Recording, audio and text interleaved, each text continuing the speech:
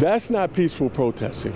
Interfering with traffic is dangerous and deadly. Pastor Angelo Frazier is talking about situations like the one last night, just before 10:30 p.m. when a protester was critically injured during a march on California Avenue. The Bakersfield Police Department tells us the driver was taken in, but found not to be impaired, and they don't believe speed was a factor in this case either. At this point, they've determined that the primary collision factor was a pedestrian in the roadway outside of the crosswalk. But some of the marchers are not only potentially endangering protesters, but those driving in the area too. Mallory Madison was with her family shopping yesterday when she had an asthma attack. So I need to get to the hospital and get a steroid shot. She says as they started on their way to a doctor, they were stopped by a group of protesters walking along 23rd Street. The driver, Kayla Heitzenroder, honking and revving her engine, wanting the protesters to move, which attracted negative attention. There's 4 spots on the passenger side of my car where they kicked it.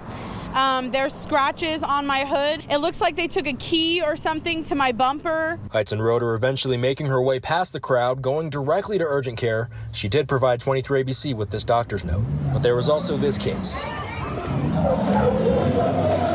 Another dangerous encounter where a red Jeep startled a group of protesters yesterday.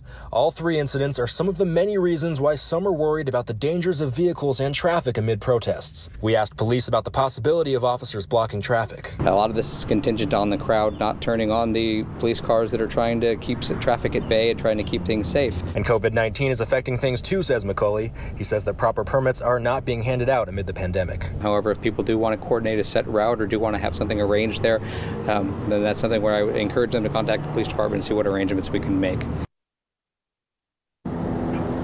Now, McCauley says that another problem with shutting down portions of the streets is that it can affect businesses that are on those streets. He does say that undercover officers are typically in the area when these marches happen.